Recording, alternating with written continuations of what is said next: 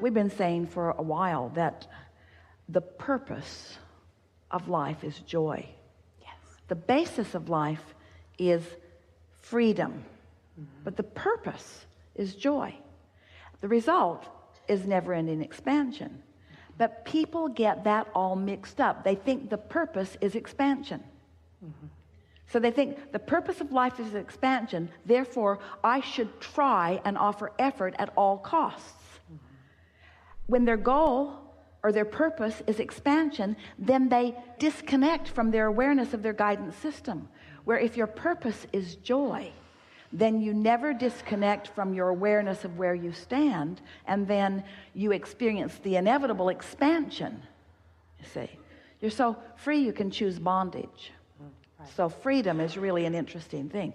You're so free that you can think whatever thought you want. You can establish any vibrational point of attraction that you give your attention to. Freedom, it just is. You are free. No one is vibrating for you. No one is emitting signals for you. Oh, there is influence, but that's all about your giving your attention to something. It's about you tuning into it. In other words, it's like just because the radio station is broadcasting doesn't mean you have to hear it in your car. You got to turn something on and you got to tune to it. In other words, it's not asserting itself into your realization unless you do some tuning.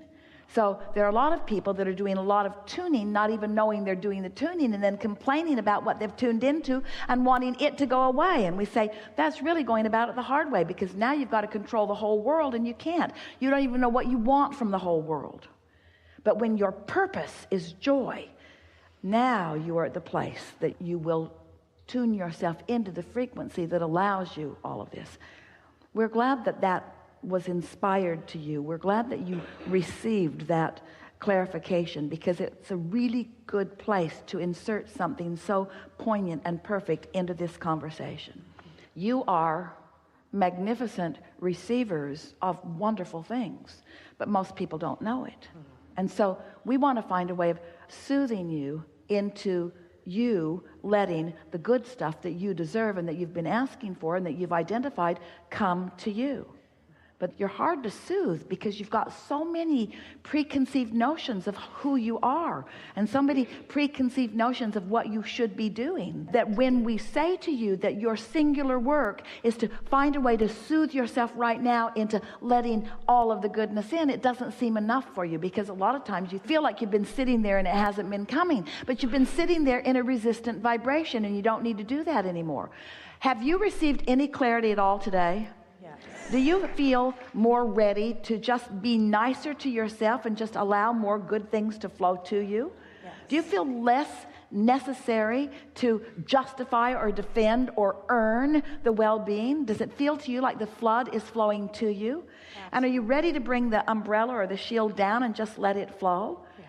So what are the techniques that would allow that? Well, they are as simple as anything that feels good to you. It really is that. But let's talk about, if your purpose is joy, and the reason that it's a good thing for you to focus upon that being your purpose is because that means you've found a way to allow yourself to be the full and complete receiver of all of the wonderful things that you deserve and all of the wonderful things that you've become. Did you hear how big that statement was?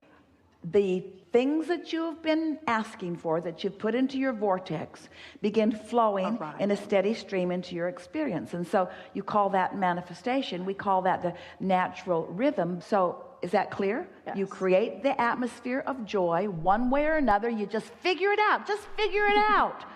Don't ask us how to do it. Look at stuff and it feels joyful. Keep looking at it. And if it doesn't, look somewhere else. And just keep looking around until you find things that feel good. Think thoughts until you find some that feel good. And when you find some that feel good, remember them. Remember them. Esther found a new app. She was so excited to find it because she's spread out all over the place. And the app is, where is it? Where is it? And so, well, there it is. So now where's my phone that has the app in it that says, where is it? Where is it? Where is it? Well, she wants to remember where she's put things, and we want you to remember the things that you found here. So what's the purpose of life? Joy. And where do you find that? Well, you got to kind of look for it at first, but you find it in not complicated places. Don't look for it in those hard relationships. And don't look for it in the government. Don't look for it there. And don't look for it on CNN either. In other words, look for it in logical places. Look for it in nature. You'll always find it there. Outdoors, look for it in sure places. In other words, look for it where you think it might be. Look for it where you think it might be. And why are you looking for it where you think it might be? Because you want to find it. Don't look for it where you're not going to find it. Look for it where you're very sure that it's going to be. Where you going? I'm looking for joy. Where is it? It's around. Well, how are you going to find it? I'm looking in all the easy to find places. I'm looking in the logical places. When you go into your kitchen and you need a frying pan, do you look in the refrigerator for it? Do you look in the wastebasket? Don't you look in the logical place for it? Don't you kind of pretty much know where things logically are? We know you live with some unreasonable people, and sometimes things aren't where they logically should be. We know that every analogy is a little off in some ways. So what's the purpose of life? And are there easy to find places of that? And is it a manifestation that is evident to you? Can't you feel it? And what happens when you focus upon something for just a little while? Easier. Momentum ensues and it becomes bigger. And so isn't it logical that if you look for joy and find it and care about it and acknowledge it, that you would feel the inspiration to express it, to talk about it, to acknowledge it, and then doesn't that mean the momentum will become more and more? In other words, there isn't anything that you have come to the conclusion that you want that we weren't there every step of the way as you were coming to those decisions and conclusions. The only difference between you and your human form and us as we stand in our non-physicalness is that with each thing that you ask for, we receive it fully and don't contradict it with a belief that does not allow it to sustain. In other words, we're cleaning up the vibration as we receive it. And you all let momentum get going pretty good before you try. Can you feel the difference in that? Yeah. That's why if you meditate and you feel good and you move out into the day and you start not feeling so good, you're more likely to change your focus of attention in order to maintain your feeling good. Have we convinced you? Do you believe this at all? Do you believe that feeling good is an advantage? Yes. Yes. So do you feel good for the advantage it brings you? This is a trick question. Be careful. Or do you feel good because it feels good to feel good? That's the right answer. In other words, it feels good to feel good. And the reason it feels good to feel good is because when you feel good, all of you is there feeling good. You're not keeping any of you out. You're not blocking yourself from the clarity and the well-being and the stamina and all of the stuff that source energy is. The energy that creates worlds is flowing to you and through you. And when you feel emotionally good, you're allowing it, you see. We think that's a big deal. We think feeling good should be such a dominant intention that if somebody comes to you complaining, you just say to them, hey, hey, hey, hey, I love you. Goodbye. Yeah. I want to feel good, and I can't feel good. And isn't it interesting how they seem to demand your attention? Hey, you listening to me? Not really.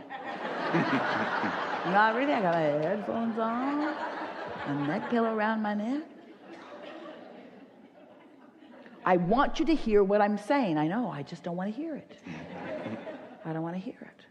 And we know you feel that you will be socially unacceptable. It's sort of what we were talking about a little bit ago, because people have things that they need. The world around you needs you to perform certain conditions in order for them to feel good. How's that working out for you? That's really the thing that you have to ask yourself.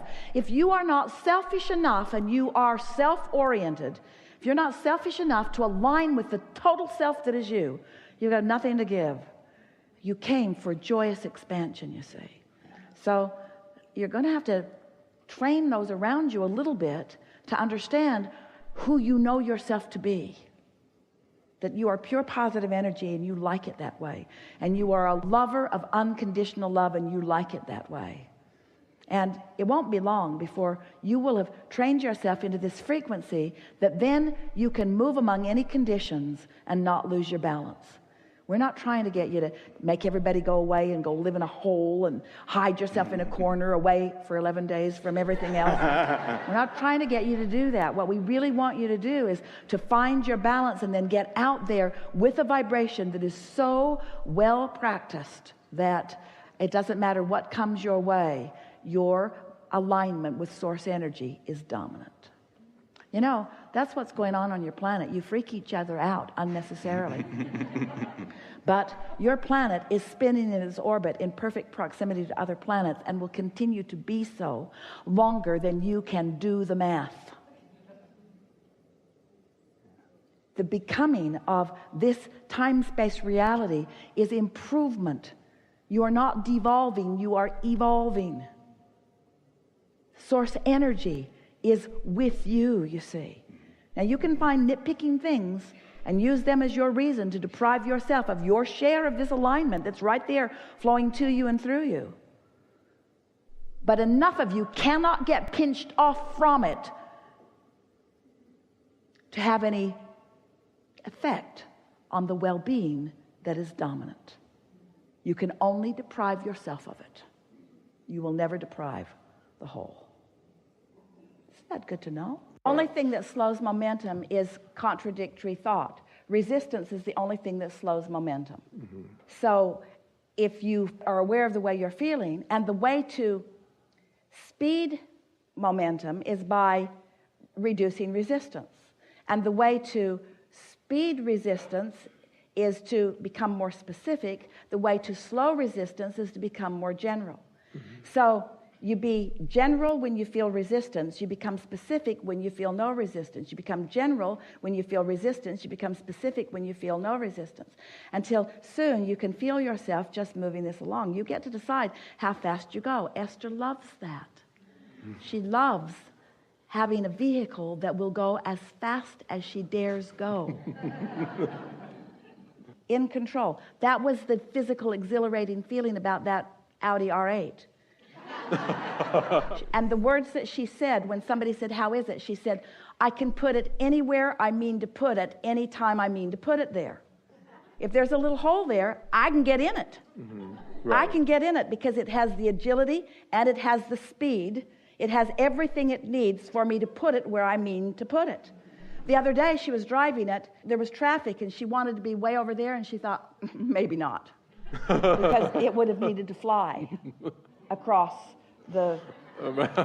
She thought, my first limitation. But you get what we're talking about. Yes. It's the awareness of where you are and the realization of where your power is. Let's say it to you this way. The energy that creates worlds is the power. And it's all queued up, and it's at a very high frequency and speed, and it can accomplish anything. Right. So what you're talking about as a utilizer of this current or energy is effectively using it to the degree of your ability to receive it and direct it. Yes, yes. So it's not about the power itself, it's infinite. It's about your ability to focus it within the confines of your understood limitations. Oh.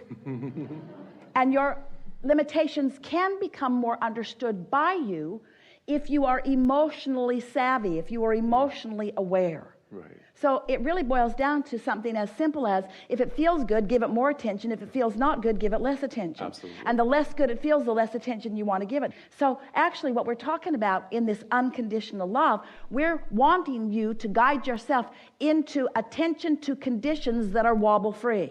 In other words, it's about offering attention to something that allows the fullness of you to flow. Right. We've offered an analogy for a long time. If you're going 100 miles an hour and you hit a tree, it's a big problem. If you're going 5 miles an hour and you hit a tree, it's not such a big problem. So if there are trees that you haven't dealt with, slow down. Slow down.